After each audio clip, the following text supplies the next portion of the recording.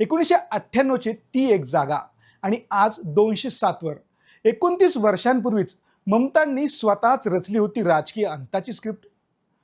पश्चिम बंगालच्या राजकारणात एका महाकायुगाचा अंत झाला आणि एका नव्या पर्वाची पहाट झाली, ज्या ममता बॅनर्जींनी एकेकाळी माटी माणूसच्या घोषणेने डाव्यांचा 34 वर्षांचा किल्ला उद्ध्वस्त केला होता। आज त्याच ममतादींच्या सत्तेच्या साम्राज्याला भाजपने 180 अंशाच्या कोनातनं फिरून जमीनदोस्त केलं।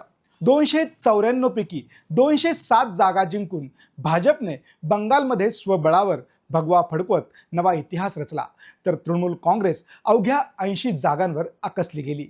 पण या निकालाचं सर्वात मोठं सत्य हे आहे की आज बंगालमध्ये भाजपचे जे कमळ बहरले आहे त्याचे पहिले बीज 29 वर्षांपूर्वी स्वतः ममता बॅनर्जींनीच पेरले होते। नैसर्गिक मैत्री ते दुर्गा संबोधनापर्यंतचा प्रवास। आज भाजपला बाहेरचे लोक म्हणवणाऱ्या ममता बॅनर्जी 1997 मध्ये जेव्हा काँग्रेसमधनं बाहेर पडल्या तेव्हा डाव्यांना संपवण्यासाठी त्यांनी भाजपचा हात धरला होता।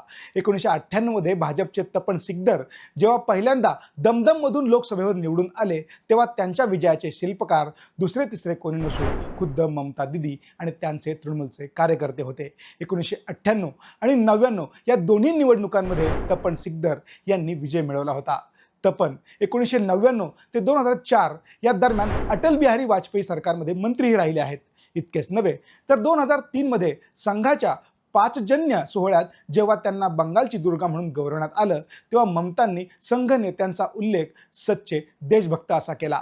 भाजप हा आमचा नैसर्गिक मित्र आहे ही कबुली खुद्द दीदींनीच बीबीसीला दिलेल्या एका मुलाखतीत दिली होती।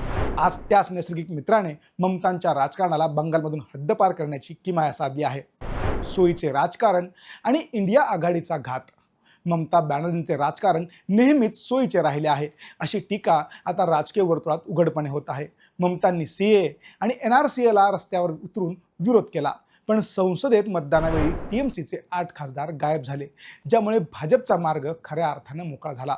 बंगालचे राज्यपाल म्हणून संघर्षात राहिलेल्या जगदीप धनखड यांना उपराष्ट्रपती करण्यासाठी ममतांनी अप्रत्यक्षपणे मदत केली।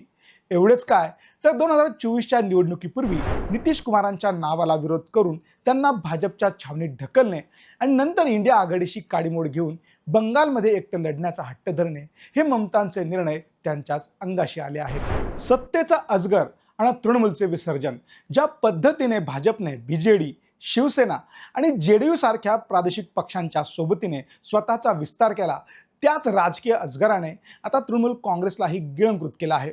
ममतांनी स्वतःच्या हट्टापायी आघाडी तोडली आणि मतविभाजनाचा फायदा भाजपला मिळाला। भाजपची 1998 मधील लोकसभेची एक जागा आज 2026 मध्ये विधानसभेच्या 207 जागांपर्यंत पोहोचली आहे। एकूणच काय तर ममता बॅनर्जी आज जे काही भोगत आहे ते त्यांनीच गेल्या 3 दशकात पेरलेल्या राजकारणाचे फळ आहे।